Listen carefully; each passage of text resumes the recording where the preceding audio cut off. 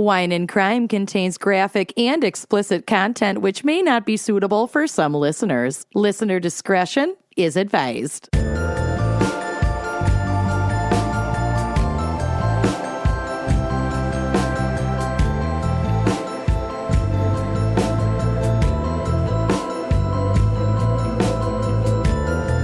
You are listening to Wine and Crime, the podcast where two friends chug wine, chat true crime, and unleash their worst Minnesotan accents. Sorry, I'm finishing chewing a carrot. The worst thing you could chew right before starting a I know. It's not a quick bite. A carrot is not a quick bite. It's really not. There's probably a 2 to 3 minute tail after a carrot bite. I don't know if 3 minutes is accurate, Well, but at least you're 1 minute. digging it out of your sides of your molars and stuff. You know, there's aftermath. It is a bloody aftermath, much like my case today. But hi, I'm Amanda. Great. I'm Lucy. Yeah, we're here, babes. We're here, and I'm wondering if I shouldn't start with my confession to Amanda. God. I don't think we even started with the intro to this episode.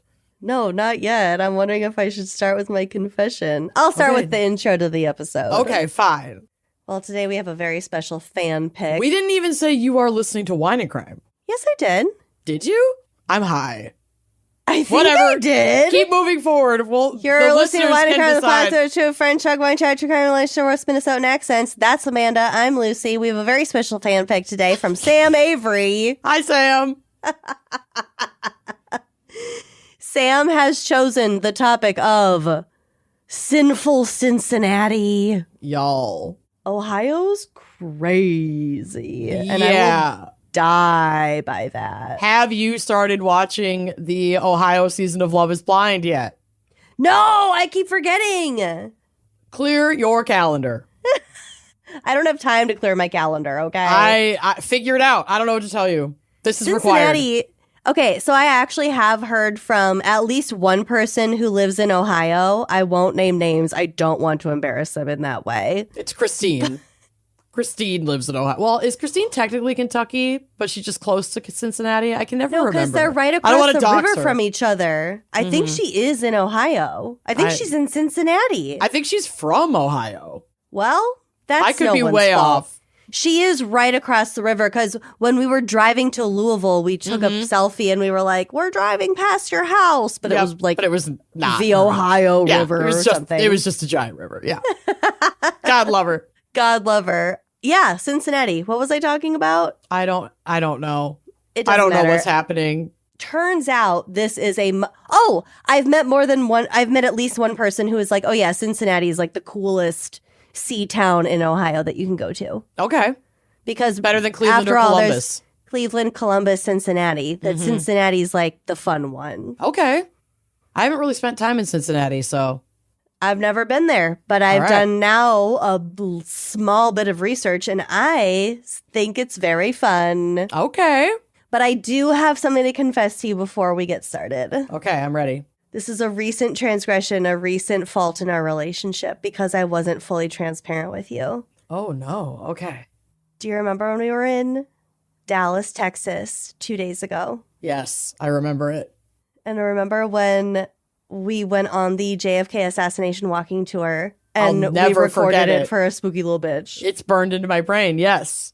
Do you remember how I said, I felt really weird all day because I took a weed gummy last night? Yeah. And you felt like you were still high the next day. You weren't. You had taken one that morning. No, What? it's so much worse. What? Do you remember the day before we were walking down the street right outside Luna Metaphysical, our favorite rock shop people? Uh-huh.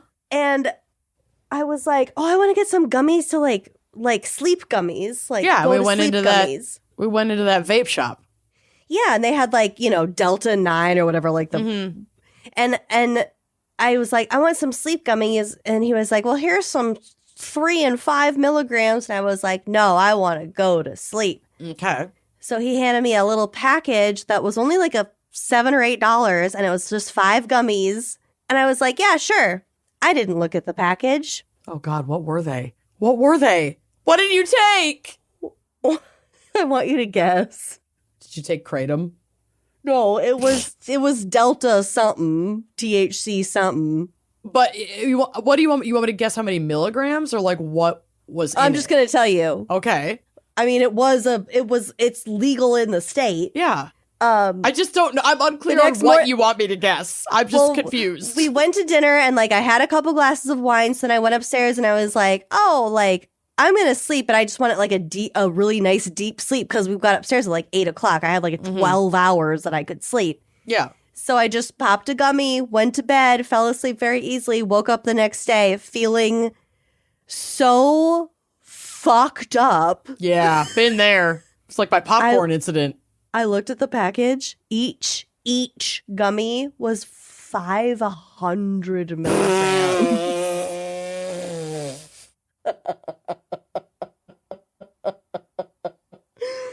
So I looked at it and I was like, no. If I don't let it sink in, it never happened. So I like put it away. And then I went on the walking tour thinking, if I don't think too hard about it, it doesn't matter. It's all psychological, Yeah. And if I don't tell Amanda about it. I never would have known. I I'm feel so like I glad did you do didn't pretty tell well. me. I'm so glad you didn't tell. You did that's the right thing. But that's why I know you would have been fucking with me all day. All I day, was still because high through our professional situation in the evening time. Oh, yeah. Well, I took a gummy for that. Sorry if you're listening. Oh, my God. Oh, my God. That's amazing. 500. No, I would have Only to go on the JFK assassination walking tour with the most enthusiastic historian ever. You guys have to listen to that episode of The Spooky Little Bitch. You have to, and you have to go on that walking tour. It's genuinely, I can't say too much because we go into it in depth on that SLB episode. We go in depth, but I just want you to know, and I want anyone it felt like listening a fever to know dream. now. It was unbelievable. $30. Now you can maybe put yourself in my shoes. Mm-hmm. Yeah, I would have fucked with you bad. So blasted. Because this bitch loves to fuck with me when I'm high, and I can't keep my mouth shut about how high I am. So I would have taken that opportunity by the horns and really enjoyed it. So by the Longhorns. By the Texas Longhorns. I'm really glad you didn't tell me. Congratulations. So I'm coming clean now. Okay. But I was so fucked up. That's amazing. You did great. I really wouldn't have known. Thank you. Yeah. That's what I was held it going together. for. They didn't have to call into work the next day like I did. I can't work today. I can barely read. Oh, I couldn't read a thing. I couldn't tell you what any of those plaques were. Thank God. Remember when I waited outside the van to get in? Mm-hmm. I felt like I just couldn't penetrate the exterior. Couldn't figure it out. I get it. Wow. Well, you survived. I survived. Anyway, I just had to come clean in order to feel good about our relationship moving All forward. is forgiven. There's nothing to come clean about. That's fucking hilarious. I love that. I'm so sorry you had that experience. I was high for 3 days. That's crazy. I love that for you. Now Thank you know. You so much. Now we know. Now you know. Well, Amanda, now that we've had that backstory, what is our wine crime pairing for Sinful Cincinnati? Yeah, I'm on extra anxiety meds today, so I'm not drinking, but I wanted to shout out a brewery in Cincinnati. It's called esotericbrewing.com. And from their website, they're a Black-owned brewery, and their space looks fucking awesome. It looks super cool. I just like the name Esoteric Brewery. Oh, if you like their brewery name, you will very much like the names of their beers. And there's two specifically that I really want to try. But yeah, their branding is really, really nice. Oh, yeah. It's located in the heart of the Walnut Hills neighborhood of Cincinnati. Esoteric's vision is to craft community, brewing beer with pure ingredients that are sourced locally and grown organically, serving as a community hub and event space, and curating a team of passionate individuals with such integrity that we have a profound social impact. Oh, I love them. Oh, I love that. We're here to elevate your palate and create a sumptuous experience that will change your relationship with beer. Craft beer should be as elegant as fine wine. Okay. Hell yes. Mm-hmm. That's why our master brewer spent years honing his craft, paying homage to traditional Belgian, English, German, and American styles made with old world character. Does that sound so good? I'm like not usually a huge beer person, but I would try any of these. They do have a lot of different options, including a German Fest variety 12-pack that has a bunch of different German style beers that they brew. Oh, we're going to get to the German style. Well, sounds like it makes sense. The first beer that really caught my eye is called the Illuminati Lager. Do you see how gorgeous that can is? Oh, yes. Uh-huh. Mm-hmm. So I really want to try that. It's 5.2% ABV, and it says it's inspired by the lagers that built this city. This Helles-style lager is light, crisp, and crushable. So that sounds like a really good, easy summer beer that also would make a really good radler if you wanted to add, like, blood orange juice to it. Yum. Don't get me started. Oh, you know I fuck with a radler. I love a radler. Mm-hmm. So that one sounded really funny. The rest of us sounded amazing. This is a Belgian Festivus for the rest of us. It's a Belgian style ale. They sell it as a 6-pack. This one packs a little more of a punch. It's 7.5% ABV, and it's kind of their holiday special. So I think they just still have a little bit left from the holiday season that just wrapped up. But yeah, warm notes of nutmeg and ginger that provide a delightfully festive finish. Mm-hmm. That sounds so good. And then they have one more that it definitely catches my eye. It's their Nova New England IPA with tangerine, because you know I love kind of like a Radler style beer. Yeah, you like that citrus. But this is an IPA, so it's going to have a really nice balance of bitterness from the hops. And it's not a Radler. It's I believe it's just like brewed with tangerine, so it's just going to have that like hint of additional flavor to complement the hoppy IPA. It sounds really, really good. That's 7.7% ABV, and it says soft and hazy with a subtle sweetness. Nova delivers bright tangerine flavor layered over a smooth base of citrus and tropical hops. Oh my God, yum. But they have a brown ale that looks really good. They have a Kolsch Pilsner. Like, they have a ton of really cool beers. So definitely check them out. Esoteric Brewing. You can go to their website, esotericbrewing.com. They have a whole tab of events. You can order online. They have merch. You can host private parties there. It just looks gorgeous and amazing. And if you live in the area or if you're visiting the area, you should definitely check them out. Their pearlescent one looks really good. It's like Yum. pearlescent. So yummy. Mm-hmm. Well, we'll have to let us know in the comments if you want us to try to come back to Ohio and do a Cincinnati show. And then maybe we can hook up with Esoteric Brewing. Maybe we could even do a show at their brewery. That would be really cool. That'd be cool, right? That'd if you're listening. One way to take me back to Cleveland. Right. Well, we're not going to Cleveland. We'd be going to Cincinnati. Oh, duh. I don't know why I imagined Cleveland. Okay. That would be because we did go to Cleveland and we vowed we would never go back to Cleveland. Never go back. We might go back to Cleveland. But get at us if you want us to come to Cincinnati. And if you know anyone at Esoteric Brewing, send us an email. We'd love to chat. What's up? Yeah.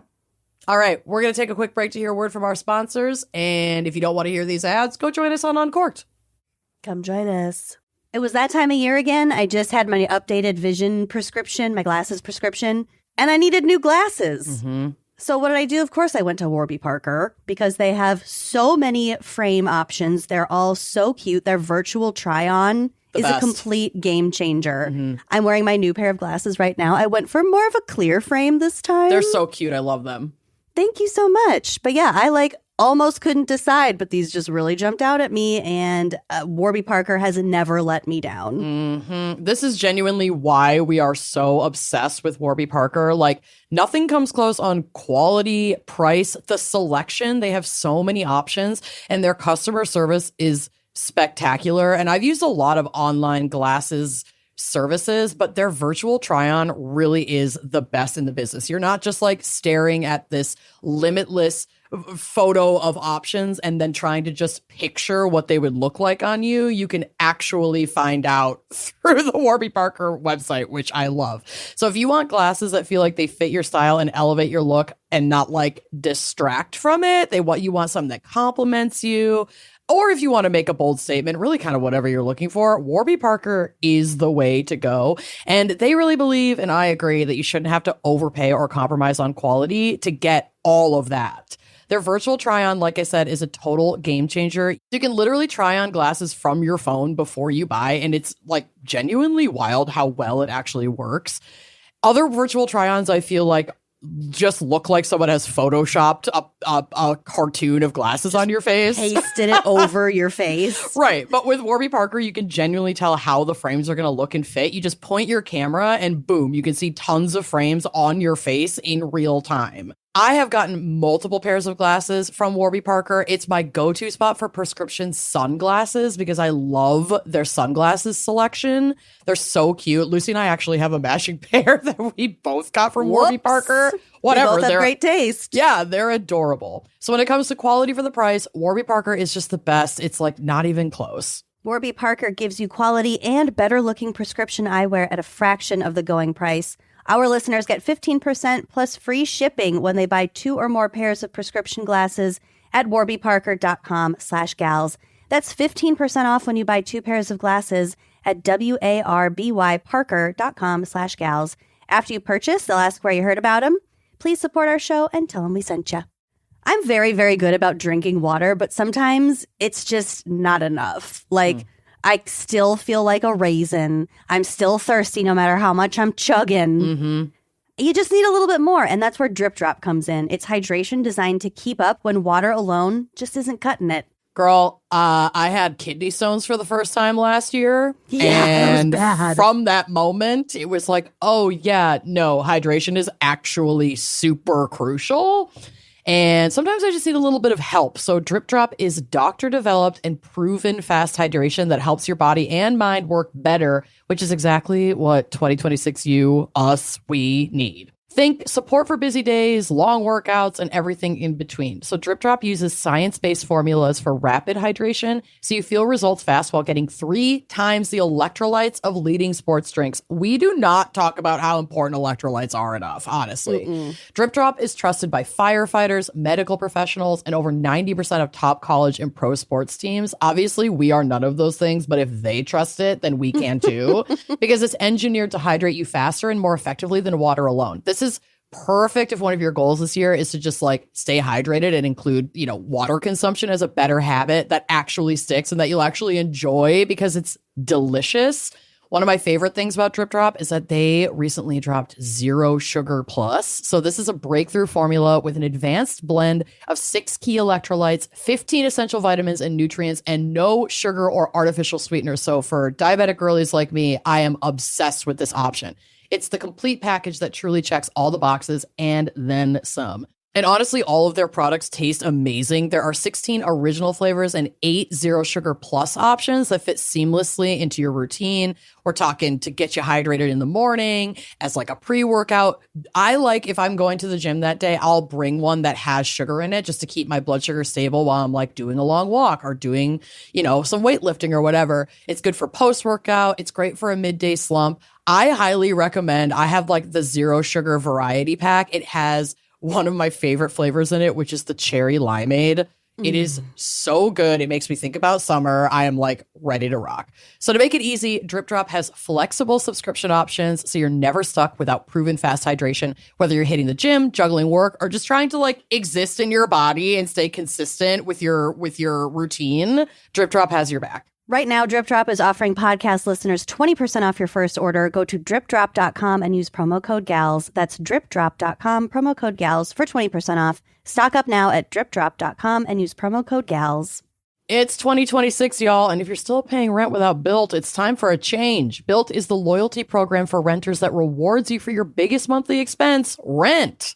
With Built, every rent payment earns you points that can be used towards flights, hotels, Lyft rides, Amazon.com purchases, and so much more. And here's something I'm really excited about. Now, Built members can earn points on mortgage payments for the first time. I'm so excited about this.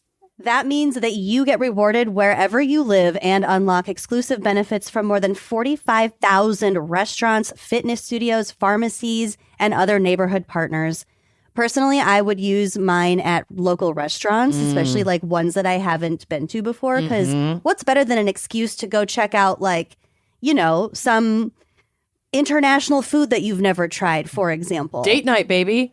date night. Also, the fact that you can use this on mortgage Yeah. payments, I'm not going to feel like I'm just, and particularly with rent, you don't have to feel like you're just flushing money. So it's simple. Paying rent is better with Built, and now owning a home can be better with Built too. Earn rewards and get something back wherever you live. Join the loyalty program for renters at joinbuilt.com/gals. That's JOINBILT.com/gals. Make sure to use our URL so they'll know we sent you. I got a new kitty in my home. Ocho's here. Ocho's here to stay. Oh, he's a little floppy little smiler. He's so cute. And I was concerned that maybe like bringing him from the shelter and sort of just putting him into Ray's already established like diet and regimen might be a challenge. But Ocho loves Smalls, turns out. He wakes me up in the morning. He leads me downstairs to the kitchen to be fed. Never met a louder cat in my life when it comes to Smalls time, if I'm being honest. Yes, this podcast is sponsored by Smalls. And honestly, if you've got a cat that's rejecting kibble for the 100th time, you got to get on our level. Wouldn't you? Something's got to change. Smalls Fresh Cat Food is protein-packed recipes made with preservative-free, 100% human-grade ingredients that you could find in your own fridge. It's delivered right to your door, which is my favorite thing about it. This is all why Cats.com named Smalls their best overall cat food. And for a limited time, you can get 60% off your first order, plus free shipping when you head to smalls.com/gals. Starting with Smalls is super easy. You share some information about your cat's diet, their health, their food preferences, and then Smalls puts together a personalized meal plan for your cat. So you're not going to get that option overwhelm at the store or picking between random brands that like you don't know a whole lot about. Smalls has the right food to satisfy any cat's cravings. I have one cat that's like a mega furry hairball puker and one cat, Beans, who is like obsessed with wet food and literally cries for it. It's like the only time she makes any sound really. Smalls. And yeah, Smalls. And so I've said this before, but my favorite thing about Smalls is that not only do they offer like the food, but they offer these broths because we were already adding water to wet food so that our cats are staying super hydrated. But now we can literally make them like a real soup. Bill calls it soup. And the cats go absolutely nuts for it. And if you're still not a believer in Smalls, Forbes ranked Smalls the best overall cat food, while BuzzFeed said, my cats went completely ballistic for this stuff, and we can confirm they do. After switching to Smalls, 88% of cat owners reported overall health improvements. That is a huge deal. We can definitely see that in our cat-filled household. And the team at Smalls is so confident that your cat will love their product that you can try it risk-free. That means they'll refund you if your cat won't eat their food. So stop guessing which meals will upset their stomach. For a limited time, because you are a Wine and Crime listener, get 60% off your first order plus free shipping when you head to smalls.com/gals. One last time, that's 60% off your first order plus free shipping when you head to smalls.com/gals.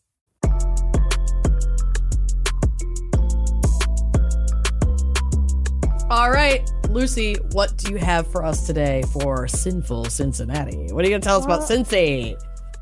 Kind of a lot, actually. Cincinnati, full of surprises, including all the different ways people spell the word Cincinnati on the internet. Really? Did I do it right? It's everything is one letter except the ends. The second set of ends. The second ends. Yeah. Okay. Then so I did. It's CINCINNATI. Yep. But do a lot of people put two T's? ATTI? A lot of people put two single N's and then a double T. Wouldn't it be crazy if it was like double N's and Both. double T? All. But That's like Mississippi. Yeah, Mississippi was probably like, hold on. No. We've that's our cornered thing. the market on measuring a second. MISSISSIPPI is my thing. That's if it was CINNINNATTI. But we missed another C. CINNMISS. CINNCINNATTI. Yeah. Cincinnati. CINNATTI. Yes. It would be the same jingle. Yeah, it'd be a copy. No. Royalties. Get out of here. Royalties. Trademarked.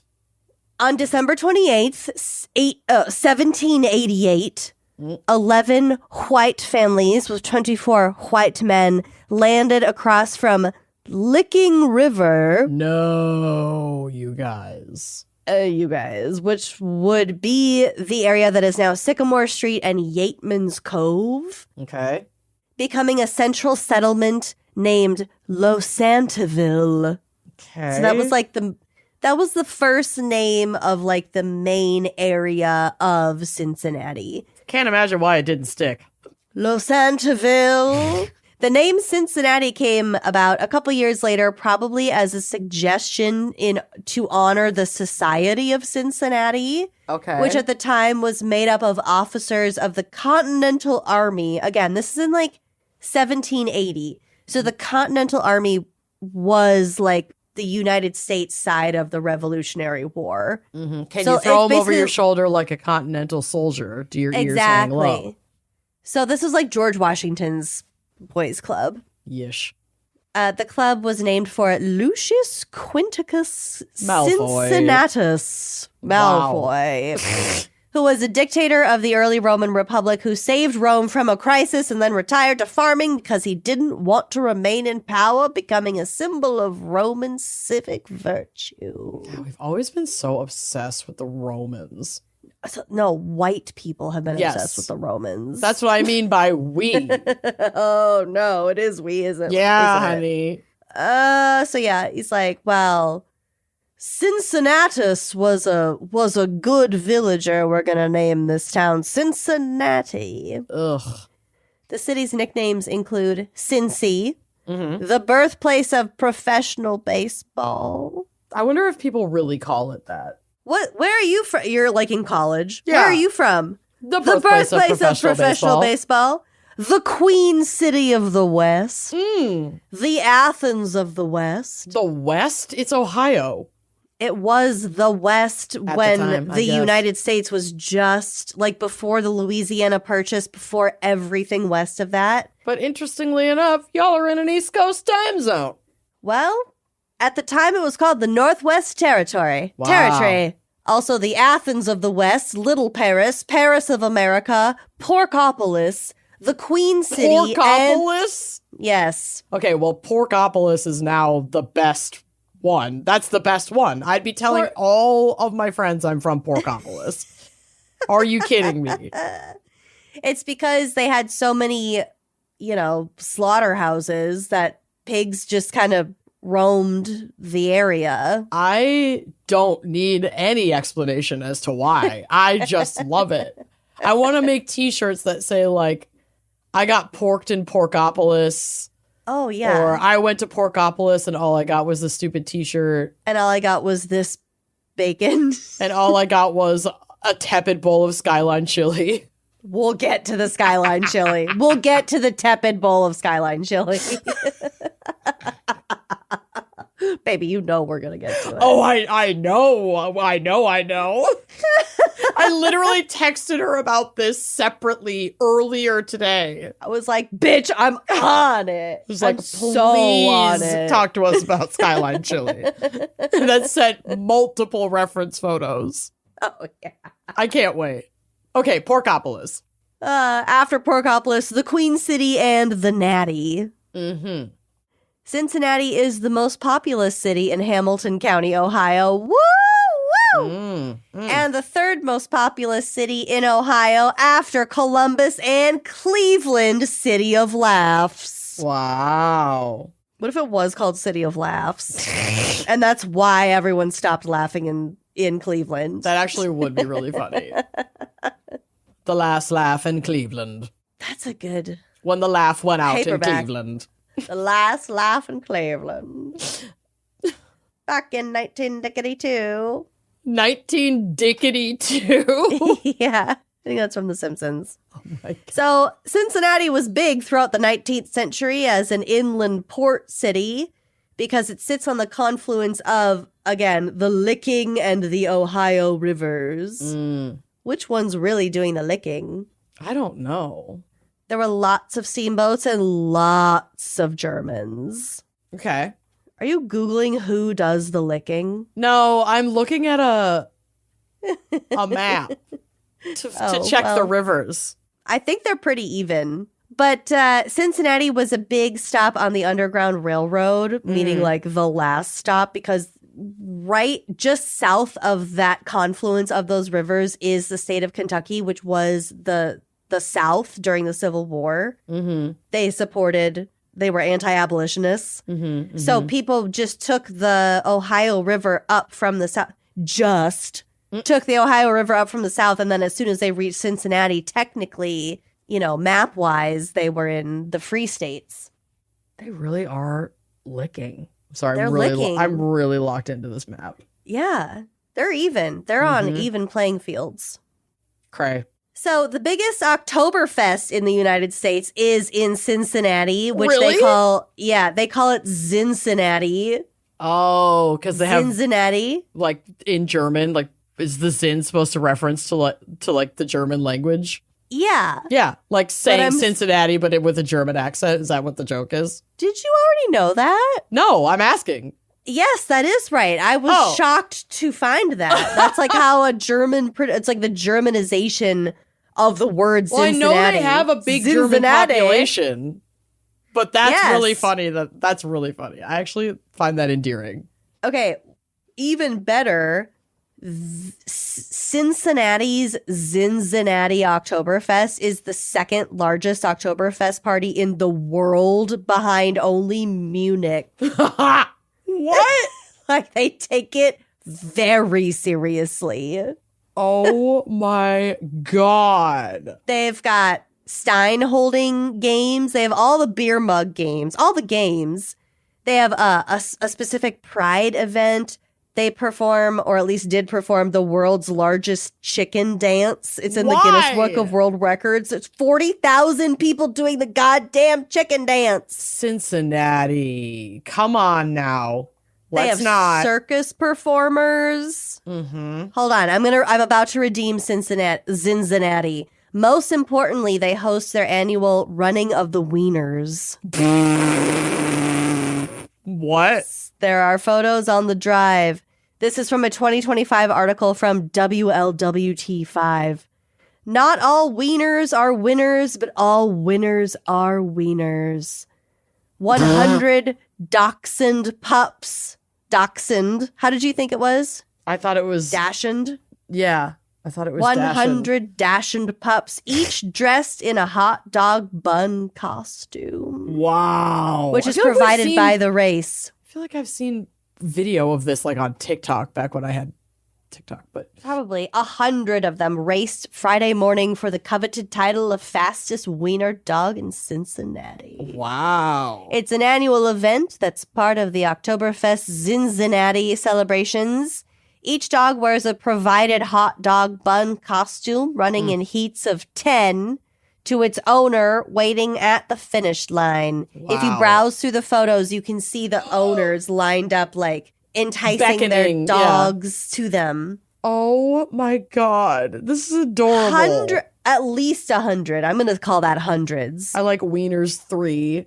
How I happy tried they to- are. I tried to title the photos. Oh my God.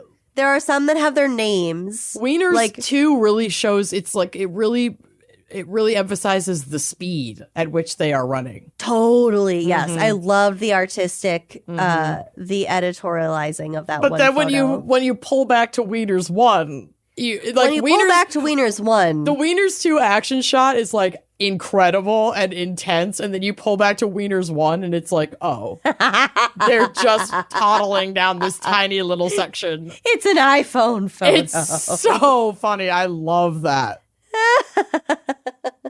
Well, make sure you check out dogs Roo and Moose, because I labeled those separately because they had their Oh. actual names on there.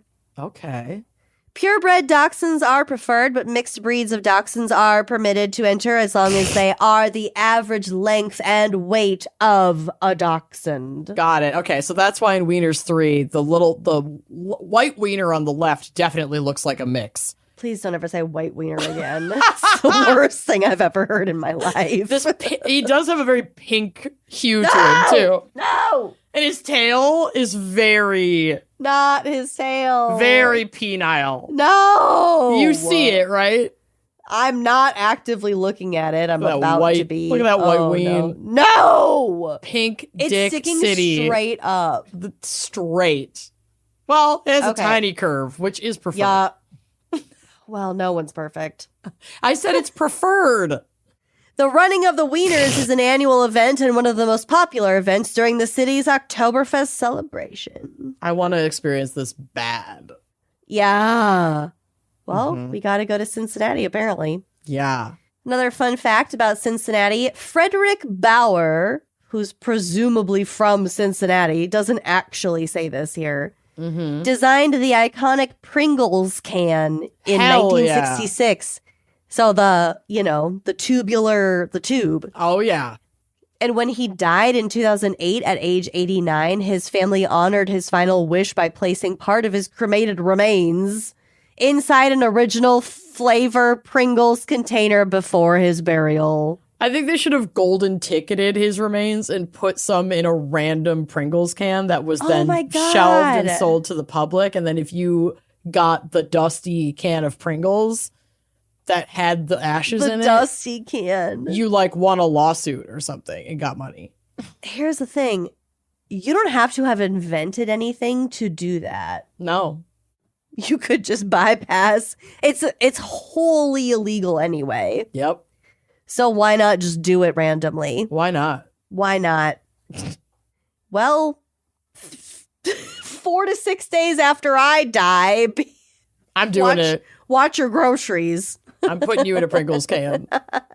So this quote ends with, the man spent his career thinking about optimal snack storage and decided his own optimal storage was the thing he invented. I do love the Pringles can. Pringles are like my go-to road trip chip because they fit right in the cup holder. Yeah, and once you pop, I don't think that's a mistake. No, you can't stop. Yeah, no, you don't stop. Good fucking One luck. doesn't simply stop. Stop. Once Once one one pops. has popped. You don't simply stop once you've popped. Here's the next fun fact. According to the Responsible Herpetoculture Journal, do you know what herpeto? Yeah, it's like lizards, right? Herps? Yep. Herpetarium? Herps. In 1951, a then 10-year-old George Rao Jr. and his stepfather, Fred Lazarus Jr., smuggled 10 Italian lizards There it is. from a family trip to Lake Garda in Okay. Italy, which is the largest lake in Italy. It's like Okay. a big Lake of the Ozarks tourist thing. Yeah. Once back in Ohio, apparently the little boy smuggled them in his socks To get them home? to get them back to Cincinnati. Oh, no. Once back in Ohio, he set the lizards loose in his backyard. Decades later, there are tens of thousands of them. Oh, no. And Cincinnati is now home to one of the most successful reptile invasions in North America. When did he smuggle these back? 1951. Wow. So they're called the A pre-9/11 world, man. Oh, yeah. Oh, yeah. You can do They're anything. called the Lazarus lizards, I think, because the last name of the stepfather, who was Right. clearly a great example, Mm-hmm. Fred Lazarus Jr. They thrive in the warm microclimates around the city's brick buildings, of which there are plenty. Lots Mm-hmm. of brick, lots of pre-industrial Cool. architecture there. Eric Gangloff, a biology professor at Ohio Wesleyan University, and his teams of student researchers have discovered that the lizards are, quote, getting larger Oh, and no. developing longer limbs. Oh, nope. Okay, Cincinnati is now off the table. Yep, which could be a result of helping them better escape urban predators like house cats. Great. No. All right. Next fun fact. This might be my favorite. According to the American Bell Organization, the largest swinging bell ever cast in the United States was made and now hangs in Cleveland at the St. Francis de Sales Catholic Church. Oh. There are pictures of this bell on the drive. Okay. Cincinnati's got their He own goes by the bell. name Big Joe. Oh, he's gorgeous. He weighs Bucky's Bell and Brass. He weighs 35 35,000 pounds. Oh, that says Buckeye, not Bucky. That's crazy. 35,000 pounds. Good Lord. It's made out of. It's a big boy. I think it's made out of brass. Well, it's made out of a bunch of different shit, but it's ugh. The clapper alone weighs 640 pounds. Oh my God. On this picture of the bell, it says the massive bell was rung only once because the we'll get to it. Oh, okay. Don't read it. We'll get to it. That's why it's my favorite. So this Big Joe was cast on October 30th, 1895 by the E.W. Van Dusen Company. Yeah. It took 14 horses to haul the bell in its wagon up Gilbert Avenue to the church. That's crazy. The bell measures 7 feet from rim to crown and 9 feet in diameter at its base. She big. God. He big. This is less than 20 years BH. Jesus Christ. I look at these pictures and I'm like, I have pictures like that in my house from That my is grandma. Insane. Yeah. These people were, if they weren't dust then, they're dust now. Oh, yeah.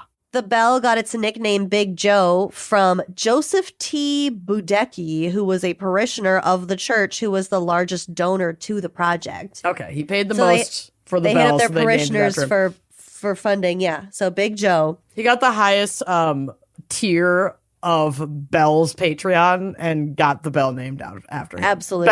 The Bell's Kickstarter. Platinum tier. Mm-hmm. It was intended to replicate the bell, the Big Ben bell in London. Okay. But that particular bell never actually swung and operated as a bell does in like a swinging bell fashion. It was purely ornamental. An ornamental bell. They hit it from the inside. They Oh, didn't right. actually Like a gong. swing it. Okay. Big Joe occupies the entire main floor of the church's 230-foot high stone steeple. There's a photo of the church too, so you can kind of see it. The base is sort of just like this huge main steeple. So Big Joe was rung for the first time in early January 1896. Witnesses say I love this so much. Witnesses say it's E flat peal tone note could be heard from 15 miles away. No. And it shattered windows in the neighborhood of the church. It was really loud. Oh my God. Oh my God. So after just one ringing, They were like, the we're parish done. decided that Big Joe must never swing again. So he was immobilized. They retired him on day one. They were like, absolutely not. Moment one. Absolutely Someone not. swung it and they were like, no. No. Their On ears second explode. On second thought, we're not going to do this. I don't think anyone probably thought, oh, what if it's too loud? I Because love that's that a they really didn't dumb thing to test think. it before delivering it. But it's so heavy. How are you going to test it if not to deliver it to its final place to hoist it up? I guess. It's tens of thousands of pounds. I guess. For more than a century now, a foot hammer, I don't know what that is. I assume it's like a regular hammer, just gently strikes the edge of the bell 3 times a day. I imagined it's sort of like, you know how like a foot pedal for a drum? Oh yeah, like a That'd be my guess. felted, like it's felted. Yeah. It's a gentle. Well, That'd be I my googled guess. foot hammer. That's not what I meant to Google. A common painful foot deformity where one or more of the middle 3 toes But bend that's what- downward. That's not Okay, it. ew, that's obviously not it, but the tool you're talking about I is think called you a mean foot like hammer. I think it's like probably wrapped. It's just gentler. I don't know. You said foot hammer, so We're going with it. okay. And then they have a set of more like normal bells ringing from the they floor can above. ring without causing property damage for 15 miles Literally. and hearing loss. Oh my God. He rang but once. But once. I'm obsessed. More fun facts. We have some famous folks from Cincinnati, including Steven Spielberg, George Clooney, Neil Armstrong, and Jerry Springer, who was in fact the mayor of Cincinnati in 1977. Oh, wow. Okay. I did no further fact finding on that. That's fine. I prefer to just leave it where it is. I agree with that decision. This is less fun, but kind of important. There was a steamboat called the Sultana, and it was built in Cincinnati in 1863 by the John Litherbary Boatyard. It was a commercial side wheel steamboat. It was intended for like trips up and down the lower Mississippi with the cotton trade. Okay. So that's what it was built for. It didn't usually go as far north necessarily as Cincinnati. The steamer normally carried a crew of 85 people. For 2 years, she ran a regular route between St. Louis and New Orleans and was frequently commissioned to carry troops during the American Civil War. Although designed with a capacity for only 376 passengers and 85 crew members, at the time, on April 27th, 1865, she was carrying 2,127. Whoa. So, I mean, over 1,000 more than she should have been carrying. Yeah, that's a lot of extra people. Yeah, so should have been roughly 450-ish people, including the crew, and she was carrying 2,127. When 3 of the boat's 4 boilers exploded and caused the ship to sink near Memphis, killing 1,164 people in what remains the worst maritime disaster in U.S. history. Whoa. Holy shit. So that wasn't like super connected to Cincinnati, but like the boat was built there and it was a really big deal. And Abraham Lincoln had been assassinated like the day before. So a lot of people didn't even hear about the boat. 1,100 people. Too much was going on. There was a lot going on in the period of the monoculture. Okay, next fun fact. Cornhole. Are you familiar? The game. Yeah, where you toss the bags of corn into a hole. Yeah. Yes. The backyard game originated in Cincinnati's west side in the 1960s. And as you guessed, it was named for the feed corn that was sown into the bags. Heck yeah. It spread nationwide largely because Cincinnati Bengals fans, I think that's football, Okay. brought it to the opposing team's tailgate parties, introducing the beanbag tossing game one parking lot at a time. Heck yeah. Very portable. Yeah. That makes cheap. a lot of sense. Cincinnati exported its casual backyard entertainment to the entire country through the power of football fandom and portable games. Nice. It's football. Confirmed. Yeah. It's football. Confirmed. You did it. You're smart. In the 1930s, Cincinnati's WLW, oh my God, this fucking ended me. WLW. It's a radio station. Oh, okay. WLW radio station was the only AM station ever authorized by the FCC to broadcast at 500,000 watts. Is that really far or really loud? Well, it's strong and therefore far. Okay. So that is 10 times more powerful than any other station. Damn. Its signal, this local Cincinnati station, its signal reached across most of North America and sometimes interfered with electrical appliances. Oh, girl. People could literally hear the radio through their toasters and vacuum cleaners. People must have thought they were going fucking crazy. I know. Like, you gave an entire an entire generation, like, dissociative personality disorders and like some sort of schizoid fears something. Fears of schizophrenic. Funny you say that because last night I woke up in the middle of the night. I recently got I like my eye covers, my sleep masks. Yeah. I got a pair that has little Bluetooth speakers kind of near the ear. And last night I guess my phone attached to one and started playing music off of Spotify, and I woke up in the middle of the night being like, is there music? No, I don't hear anything. That can't be right. Because then they were off of my head at that point. They were like just in the covers. Yeah. And I was like, well, I can't really hear anything. And then in the morning, I was like, oh my God, it has been playing Spotify. It was playing like fucking incubus all night long. So dumb. Incredible. So that radio station was so powerful that it became an accidental science experiment in electromagnetic interference. Unreal. That's incredible. Hell yeah, Cincinnati. Martha, the last known passenger pigeon on Earth, died at the Cincinnati Zoo on September 1st, 1914. Oh, honey. I have a picture of Martha on the drive. She's beautiful. She's very sleek and svelte. Yeah. Well, pigeons are just doves, you know?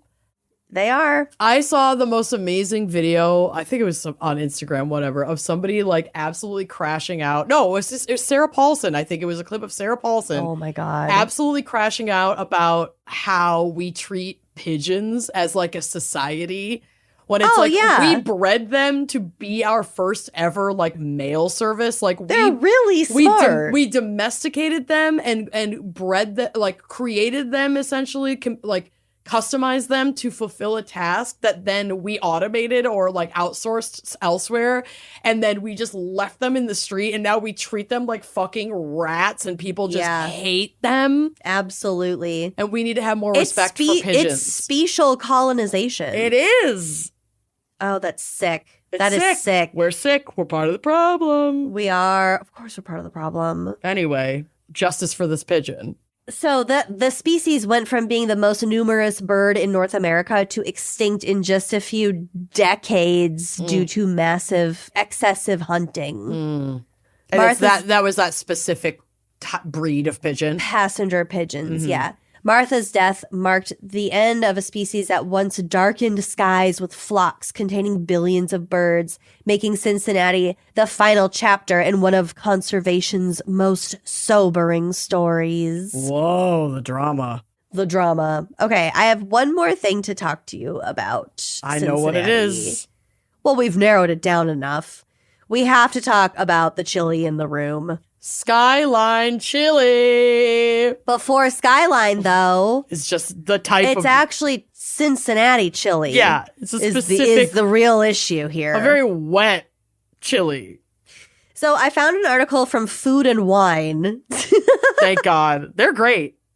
Oh, this is a reliable source. The author is quite defensive of this polarizing dish. And if you're not familiar with Cincinnati chili, Anthony Bourdain once called it, quote, a mutant hybrid. I'll get to what it technically is, but it's probably not really what you're envisioning if you're not familiar with it. Okay, so to this Food and Wine article. The history of Cincinnati chili is, like many of the best things in American culture, an immigrant story. Hear ye, hear ye. According to food historian Dan Wollert's gloriously comprehensive book, The Authentic History of Cincinnati Chili, yes, please. I'll take every copy in print. In 1920, brothers Tom and John Kiradjiff immigrated from Rupisa, Macedonia, which is now a part of northern Greece. So if that gives you sort of like the Mediterranean geo tag info of like what palate they would have been raised with. So they immigrated to Cincinnati where their older brother RG had established himself as a grocer 2 years prior. So they're tapped into the food culture. They're tapped into Cincinnati. They're going to make it work. The downtown area in which the brothers settled had become an enclave for Macedonian men who had emigrated during pre-World War I unrest. Didn't dive into the geopolitics of the time. When the younger brothers set up shop as the Empress Chili Parlor on a corner of the Empress Burlesque Theater, or in the corner of the Empress Burlesque Theater building in 1922, they had a built-in audience hungry for the flavors of home. They built like a food window attached to a burlesque theater in a neighborhood where there were a lot of other dudes from their area of the world who were maybe there without their friends and families. So they just wanted food from home. So that is where this all kind of stemmed from. American diners were already familiar with chili-topped Coney Island hot dogs, but the Curral de Jeff brothers put their own spin on it, adapting a Mediterranean stew spiced with cloves, nutmeg, and cinnamon, and adding chili powder along with other spices that they'd grown up with. According to Wohlert, this was nothing the majority Germanic population had ever tasted. Wow. And so a local classic was born. So Cincinnati chili is classically seasoned with cinnamon, allspice, cloves, cumin, nutmeg, and chili powder. There is a rumor that it frequently has chocolate mixed into it, but like several first-hand sources have said, like, no, that's not.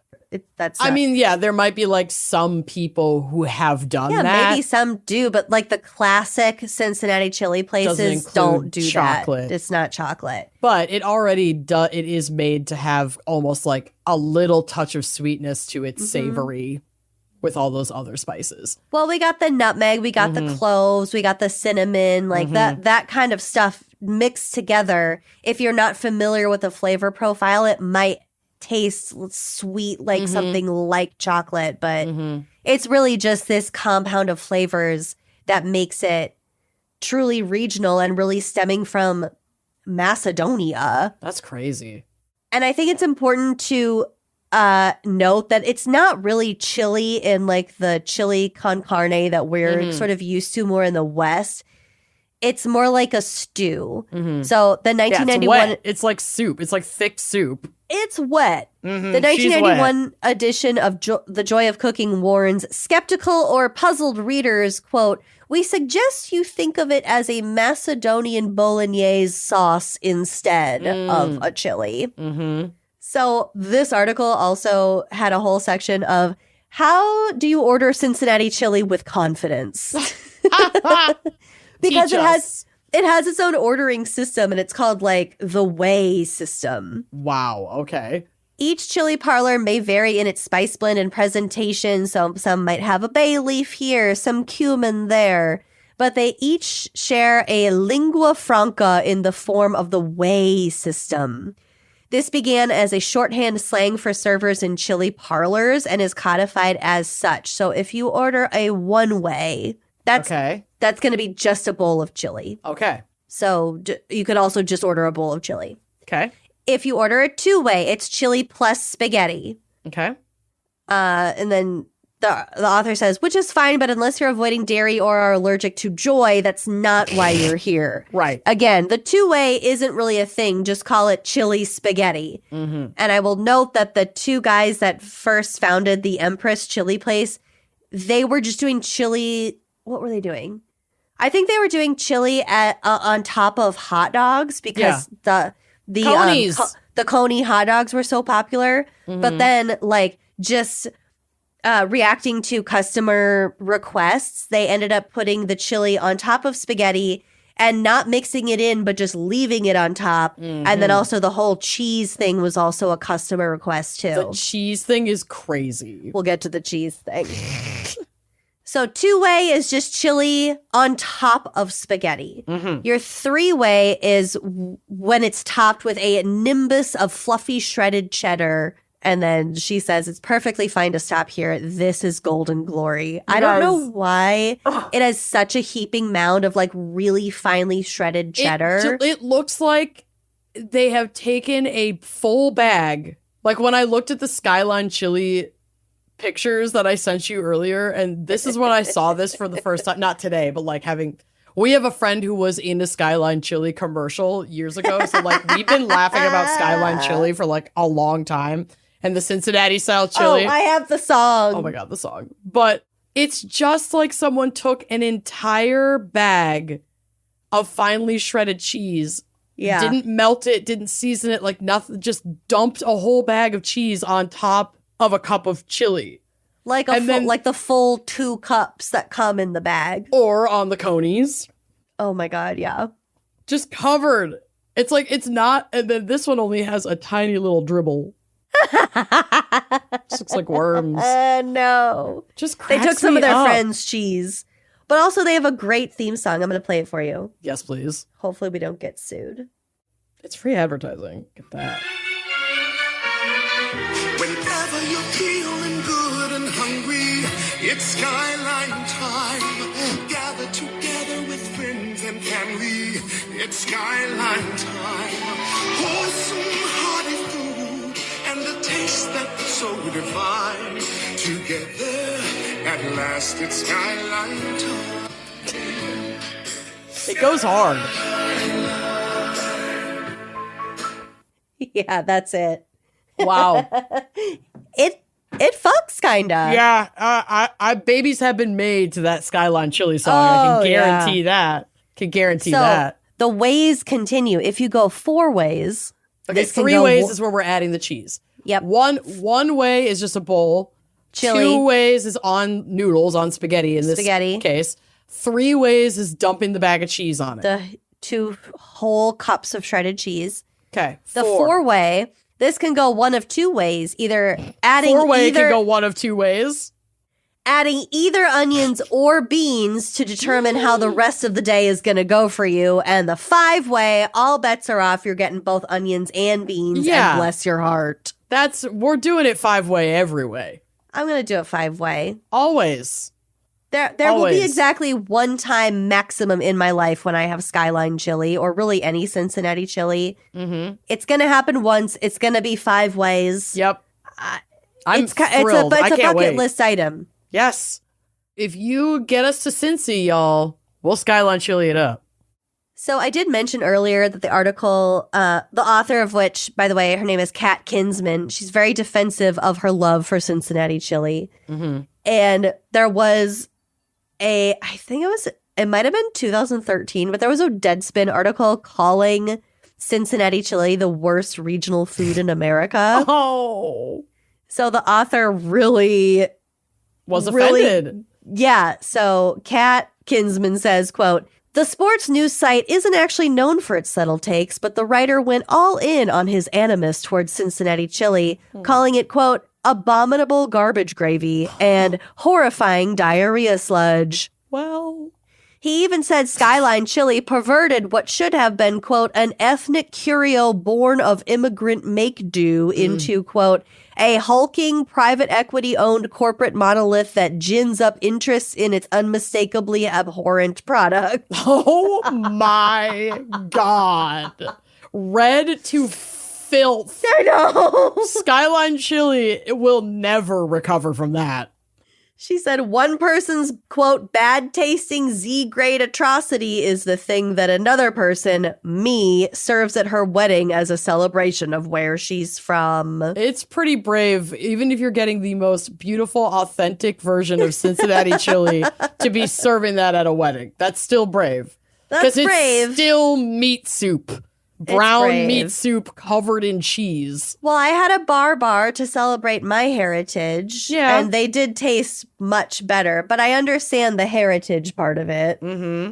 So Empress, we're going back to Empress Chili. The first one was the largest chili parlor chain in Cincinnati until 1949, when a former Empress employee and Greek immigrant, Nicholas Lambrinides, started Skyline Chili. Mm-hmm. In 1965, 4 brothers named Daoud, immigrants from Jordan. So again, there's this immigrants in this whole story, which I actually love because it is such a non-traditional, a unique blend of different flavors and ingredients. Mm-hmm. So these 4 brothers from Jordan bought a restaurant called Hamburger Heaven from a former Empress employee. They noticed that the Cincinnati chili was outselling the hamburgers on their menu and changed the restaurant's name to Gold Star Chili. They were like, well, fuck, if the chili's the main attraction here, then that's what we're going to name the place after. Mm-hmm. As of 2015, Skyline, with over 130 locations, and Gold Star, with 89 locations, were the largest Cincinnati chili parlor chains, while Empress had only 2 remaining locations, down from over a dozen during the chain's most successful period. Damn. Today, Cincinnatians eat over 2 million pounds of Cincinnati chili every year, That's Plus- a lot. 850,000 pounds of shredded cheese.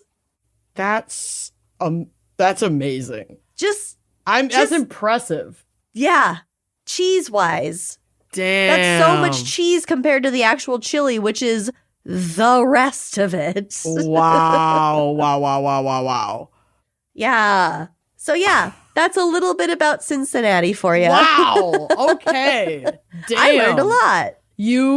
I certainly learned a lot. I'm so glad we went down the Skyline chili and the Cincinnati chili rabbit hole. I love the history behind Cincinnati chili. I really do. And that actually makes me want to try it a lot more. Yeah, I'll try it. Than any Skyline chili ad has ever made me want to try it. Honestly, the theme song for Skyline Chili has made me go there. It does. It really does. All right. Well, that was amazing. Let's take a quick break to hear a word from our sponsors and then get into some really devastating conversation. How about that? Great. Let's do it. Love it. BRB. If you've been listening to the show for more than like 10 seconds, you know how much we love Honey Love and how we've basically tossed all of our other bras like out the window.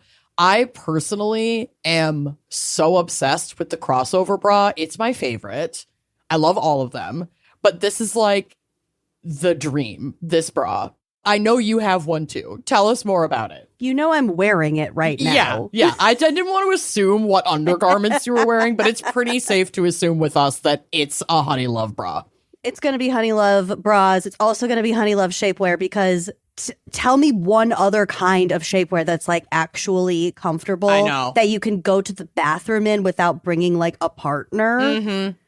Honey Love is also now offering a crossover triple bra bundle. What? So if you want a full refresh on your top drawer, you can get huge savings by buying 3 at once. That will not be a challenge, let me tell you.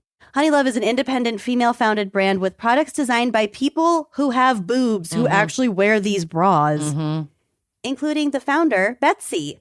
Honey Love doesn't just make bras and shapewear. They have built a full line of tanks, bodysuits, underwear with supportive structure, smoothing fabrics, and premium finishes.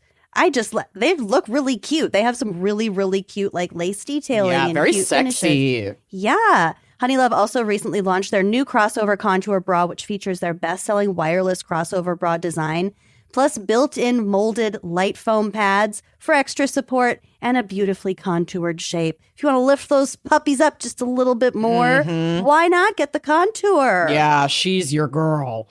Treat yourself to the most advanced bras and shapewear on the market. Use our exclusive link to save 20% off Honey Love at honeylove.com/gals. That's honeylove.com/gals. And after you check out, they'll ask where you heard about them. Please support our show and tell them we sent you. Experience the new standard in comfort and support with Honey Love. This episode is brought to you by IQ Bar, our exclusive snack, hydration, and coffee sponsor. IQ Bar protein bars, IQ Mix hydration mixes, and IQ Joe mushroom coffees are the delicious low-sugar brain and body fuel you need to win your day. Those coffee mixes, girl.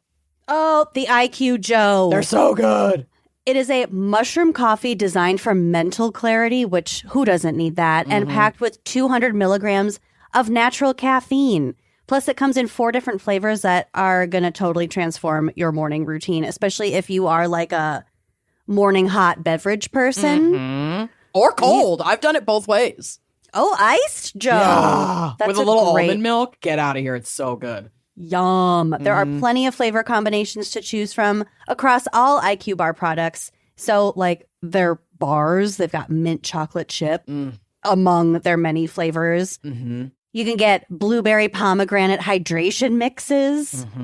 Your IQ Joe could be a vanilla spice. Oh, I've tried that one. It's amazing. I was drinking that one a lot around the holidays. Yes, because they also do offer limited edition and seasonal flavors as well. So if I were you, I would start with their Ultimate Sampler Pack. That's a great way to try all IQ Bar products and flavors. You get 9 IQ Bars, 8 IQ Mix sticks, and 4 IQ Joe sticks. With over 20,000 5-star reviews and counting, more people than ever are fueling their busy lifestyles with IQ Bar's brain and body boosting bars, hydration mixes, and mushroom coffees. Their Ultimate Sampler Pack includes all 3. And right now, IQ Bar is offering our special podcast listeners 20% off all IQ Bar products, including the Ultimate Sampler Pack, plus free shipping. To get your 20% off, text GALS to 64,000. Text GALS to 64,000. That's GALS to 64,000. Message and data rates may apply. See terms for details.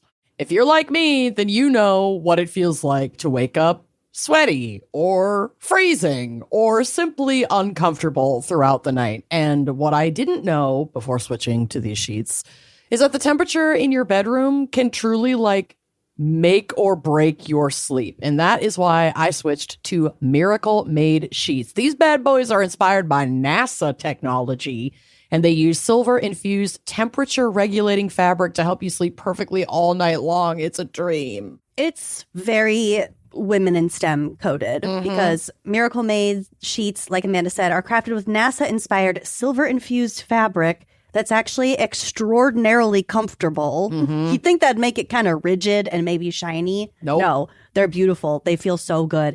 And this fabric helps regulate your body temperature. So if you're a hot sleeper, a cold sleeper, it doesn't matter. These sheets help keep you in the comfort zone all night long, night after night.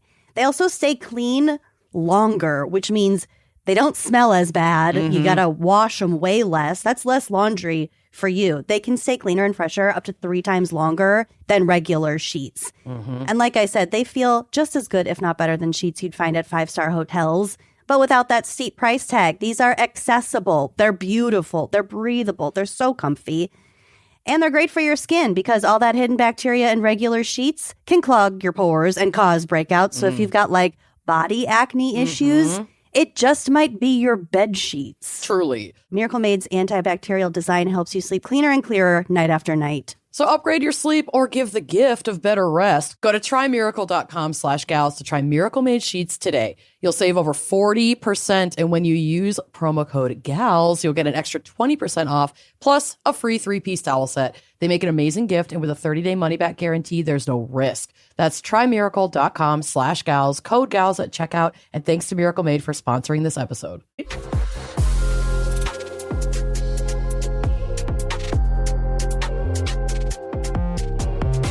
So I know this is a Cincinnati episode, but it just so happens that one of the most brutal mass murders in American history took place a little north of Cincy. Oh my gosh. So I stretched the rules a smidge to cover it.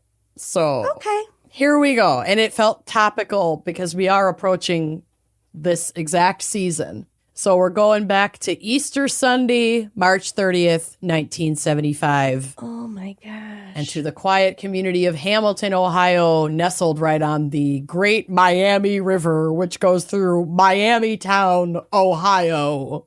Miami University, Of Hamilton Ohio. County. Yep. It's all right in there. It's all right there. But this little community was shattered by an event that would become known as the Easter Sunday Massacre. Oh, that doesn't sound good. No. Inside a modest house at 635 Minor Avenue, 11 members of it's either Rupert, because it's 2 P's, so I don't think it's Rupert, but I'm not 100% sure. Okay. The Rupert family were methodically executed in less than 5 minutes. Total? Yeah. God. To understand how this happened, we have to look back at the troubled life of the perpetrator, one James Urban Rupert. Keith Urban. I was going to say, no relation. No. Maybe relation. I didn't look into that. I don't look into much when it comes to Keith Urban. Born on March 29th, 1934, in Aries, James grew up in an environment defined by rejection and resentment, which is always great for a child. Yeah. It's the ideal way to grow up. Uh-huh. His mother, Charity Rupert, reportedly told him she would have preferred a daughter and even called him a mistake. Oh my God. His father, Leonard, was a violent man with a quick temper who showed little affection for his sons before dying of tuberculosis when James was only 12. So, yeah, we're off to a rough start. Yeah, it's not great. We're under a lot of stress. Following their father's death, James's older brother, Leonard Jr., became the family's father figure, but allegedly picked on and taunted James incessantly. While James was small, quiet, and struggled in school, Leonard was like the golden child. It's hard to be the second kid to like a father figure junior. Yeah. Especially if said father figure abused you.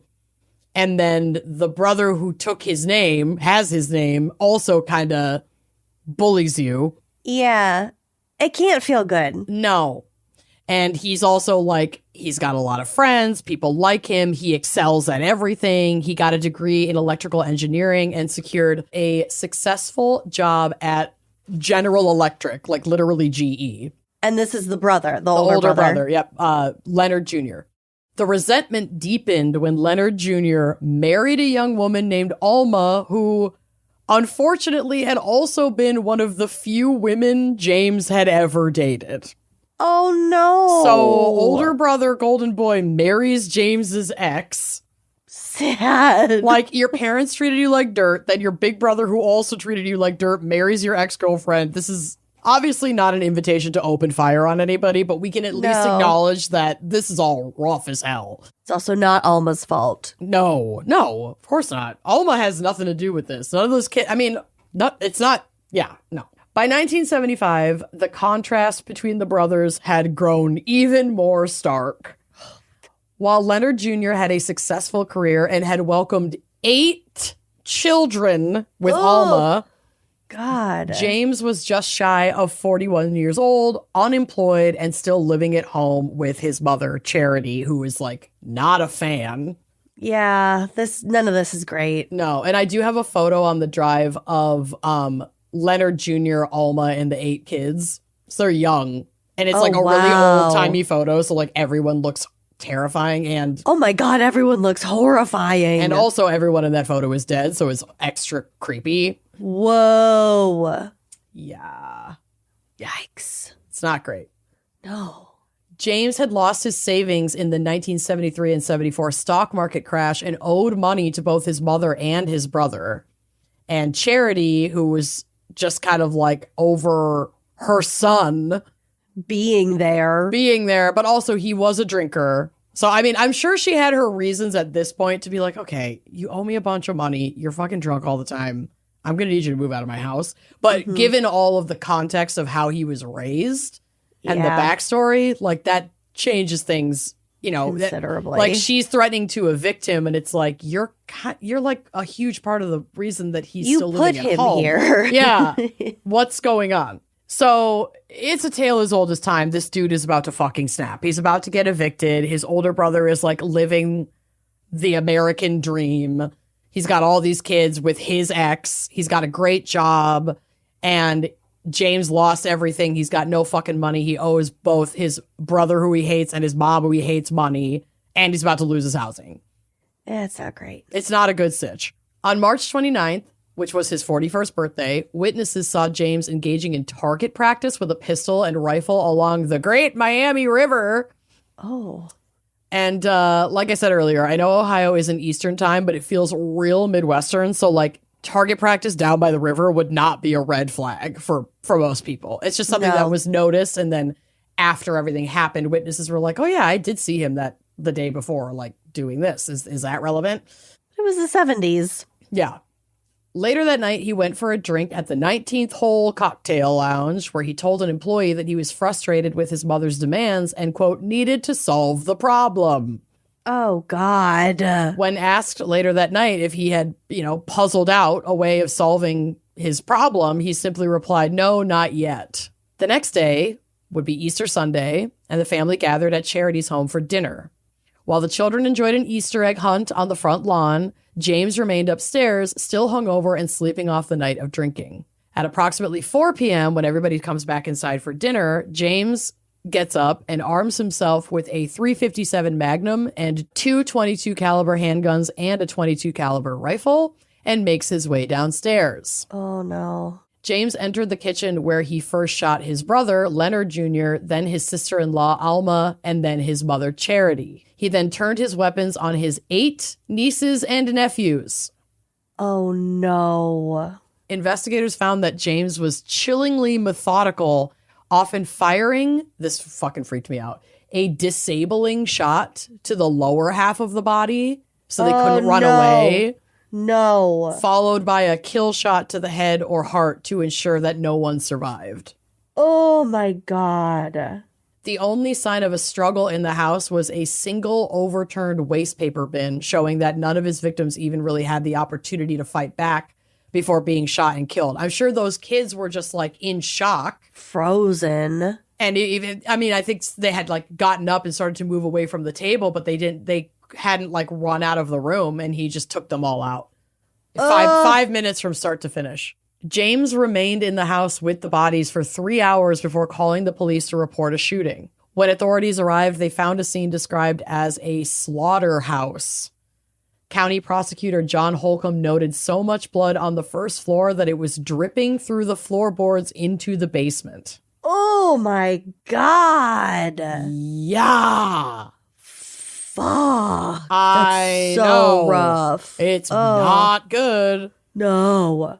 James was arrested immediately. He did not provide a formal confession to the police when they arrived at his home. Instead, he refused to answer any questions and was described as very uncooperative.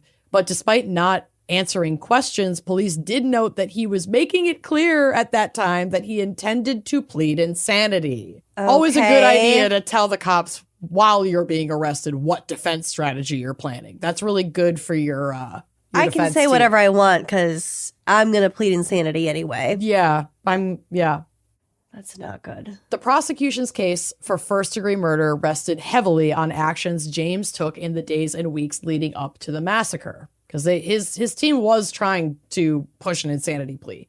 They probably would have had to at that point. Yeah, but there's really no other option. A month before the shooting, James inquired about silencers while purchasing ammunition at a local shop. And then, obviously, he was seen doing the target practice the day before and his behavior at the bar the night before the murders, which, according to witness testimony, he was practicing with the same guns down by the river that he used to kill his family, which, again, makes sense. They're his guns. Well, yeah. While the defense argued that James was driven by a, quote, paranoid persecution complex fueled by years of bullying from his brother and rejection from his mother, the prosecution presented a more calculated motive, which relied heavily on monetary gain. Were Leonard Jr. to be out of the picture and Leonard's descendants, James stood to inherit the family's insurance policies, life savings, and property, an estate totaling at the time about $300,000, which is a value of almost $2 million today. That's so warped, though. He could still collect those funds if he were found not guilty by reason of insanity by the way that insurance policy was laid out. No. Yeah. That's why. Mm-hmm. Oh, no. It was like, I don't even care that I'd be in prison for the rest of my life as long as they're not getting money. any of this. Yeah. Oh, my God. That's fucking crazy. Or, yeah, if I could just stick it out in a psych hospital for however many decades. And when I get out, I'm rich. Oh, my God. That's so warped. Yeah. I mean, that's definitely what the prosecution is saying. Whether that's reality, I don't know, but that makes a lot more sense to me. Ugh. Prosecutors argued that his methodical approach during the massacre, so like loading up and preparing, practicing with multiple weapons, firing the disabling shots followed by kill shots, all of that showed a level of control and planning inconsistent with a sudden, like, total loss of sanity. Yes, premeditation. In the original 1975 trial, because there, of course, will be multiple fucking trials, James opted to present his case to a panel of judges and forego a jury of his peers. He was found guilty on 11 counts of murder, but a mistrial was declared due to procedural confusion regarding the verdict requirements of the 3-judge panel. So while the panel initially found James guilty on all 11 counts of murder and sentenced him to life in prison on July 3rd, 1975, a mistrial was ultimately called because this procedural confusion was apparently that the judges didn't know, and it hadn't been clarified for them, if their ruling had to be unanimous across the 3 or if a majority rule applied. And you think that would be a very basic thing to fucking cover. Yeah. And so as a result, and I don't think that, that I couldn't find anything that confirmed whether the judges did vote unanimously in that first trial or convict him by 2/3 vote. I don't know. So maybe that was also part of the procedural issue is like, whoa. It has to be unanimous. And we don't even have the record of how many of you out of 3 voted to convict. Yeah. So it was determined that a retrial was necessary. So the court decides to move the second trial to Findlay, Ohio, approximately 125 miles away from the original location in Hamilton, because their team was concerned that with the local nature of the crime and like everyone there knew about it, Contaminated. yeah, it would prevent him from receiving a fair trial in like back in his hometown. So a retrial was held in Findlay, Ohio, this time in front of a jury of his peers. Now, this may be folklore. I only saw it on one website, but I'm including it anyway because I do think that it just drives home how horrific these crimes were, or this massacre. So in one source I read that alleged that one of the jurors on the case died of a heart attack, allegedly after reviewing crime scene photos because they were so incredibly graphic in nature. Oh, yuck. So whether you choose to believe that detail or not, it certainly speaks to how horrific the sight of 8 dead children and then 3 dead adults must have been. Like, truly, it was such a bloody scene that blood dripped down into the next floor of the house. Like, it was horrifying. And if everybody had at least 2 wounds, Yeah. one of which is a kill shot, there would probably just stuff everywhere. Horrifying. Oh, I couldn't. This second trial resulted in 11 consecutive life sentences for James, so 1 for each first-degree murder. But we're not done yet because he gets an appeal. Oh, good. So an appeal was filed in 1982 that led to yet another fucking trial, this time before another 3-judge panel with a controversial outcome.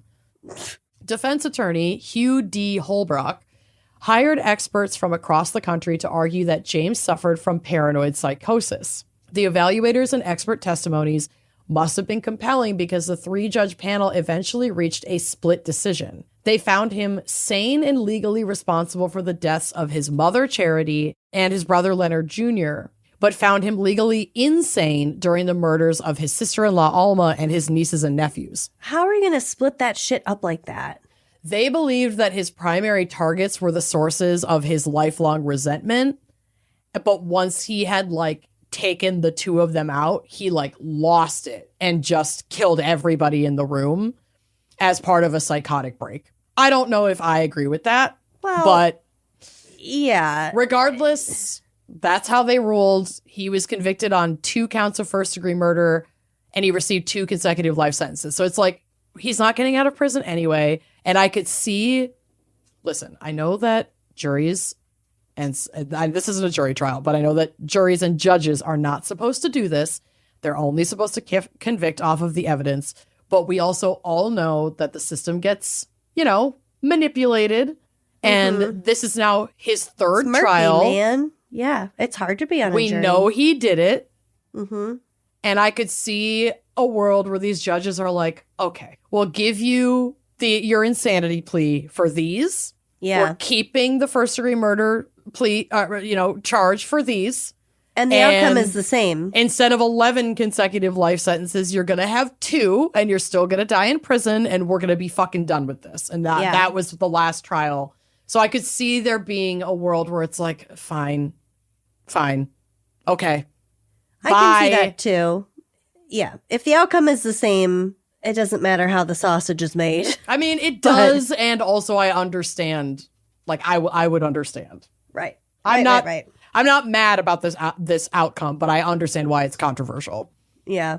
James Rupert remained incarcerated until his death from natural causes on June 4th, 2022, at the age of 88. Whoa. So yeah, he was in prison from 1975 to 2022. I mean, more than 40 years of his life. Sucks to suck. Yeah. The Rupert House on Minor Avenue remains a dark landmark in Hamilton, with later tenants even reporting strange noises and voices echoing from its violent past. I mean, of course this house is haunted. Yeah. Duh. Yeah, there's like, I'd be more concerned if it wasn't. Right. The first family to move in after the crime, who reportedly had no prior knowledge of the massacre, they just moved from out of town, they had no idea. Oh, Moved that's out unethical. Yeah.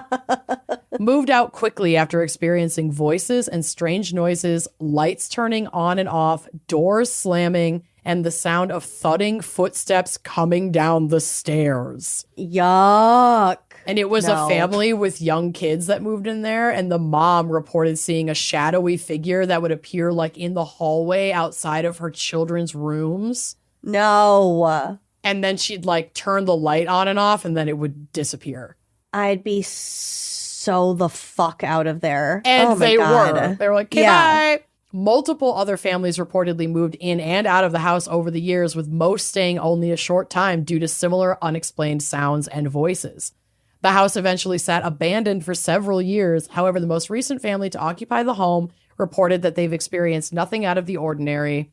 And maybe there's been some cleansing done, or maybe just the echo of the 1975 events have finally, faded to rest. I wonder how much. But I wouldn't want to go in that fucking house. No, and this is a completely subjective, whatever question, but I wonder how far just acknowledgement of the pain and suffering has happened in that house can go to By sort the of new tenants, quiet the energies. Mm-hmm. Yeah. If they were we know you're here, we know why you're in pain. So sorry. I don't know, some sort of acknowledgement of it. I know. Would probably, I don't know. I feel like I cleansed my house sort of just by being like, hey guys, there can you was fucking fear chill? coming from the basement. But there's not anymore. Not anymore. No. Your spirits have also rested. Yeah. Just by virtue of, hey, I know you're here. Yeah, we can share this space. You're in good hands now. I love that. Yeah. So you don't have to keep shaking your chains to get me to recognize that you're here. I get it. I see you, girl. Mm-hmm. You can stay. Just be quiet about it. Just be cool about it. Don't be all uncool. A quiet roommate is a good roommate. Yeah. I would totally roommate with a ghost. As long as they're paying rent. As long as they're paying, whatever. I can live with basically anything. So, yeah, but I would not want to live in this house. I wouldn't want to go to this house. There's a picture of the house on the drive. It's it's cute, but it's just this little creepy, unassuming, sepia photo from the 70s. Yeah, it seems a little creepy. And yeah, there's a picture of James. He's such a little nerd. No, I can never look at this picture of the whole family again because it is so haunting. The faces are melted. I know. We didn't have iPhones in the 70s and 60s. We just didn't. No, but it looks like we had some really janky filters and face swaps going on. Oh, anyway. That's my case. Sorry. Great. Cool. This wasn't even a fan pick, so you did choose this one. Yeah, no, I did. This one was all me. When I was looking up, I was like, Cincinnati murderers, and then this popped up, and I was like, oh my God. Honestly, it was I don't even know if I want to admit this, but it was I was so gobsmacked by the blood soaking through the floor detail that I was like, I can't get this out of my head. I have to cover this. Yeah. And I don't mean to say that with glee, because I promise you that's not what I'm feeling. It was just I can't let this go. I have to talk about this. It's something that stuck with you. Yeah. Well. So thanks, Sam, and I'm sorry. Thanks for sticking with us, Sam Avery, and thank you for your generous support on Uncorked. If you'd like more information, head to wineandcrimepodcast.com/uncorked. I'm going to go look up a Cincinnati chili recipe and see if I can make some. I'm going to leave mine to the professionals. I won't try it unless I go to Cincinnati because it sounds like if I tried to make it, it would end up fucking foul. Yeah, probably. I can't wait. Probably. All right. That's kind of why I want to try it. Lord, get really high beforehand so you can Done. pretend it tastes good. Done. All right. No 500 milligram gummies for you. No. I love you so much. We love you all. We'll see you next week. Bye-bye. Thanks for listening to Wine and Crime. Our cover art is by Danielle Sylvan. Music by Phil Young and Corey Wendell. Editing by Jonathan Camp. Our production manager is Andrea Gardner. For photos, sources, and other resources, head to wineandcrimepodcast.com. You can follow us on all the socials at Wine and Crime Pod. If you'd like to show your support and get access to all sorts of wine-fueled bonus content, check out our premium channel at wineandcrimepodcast.com/uncorked. Cheers!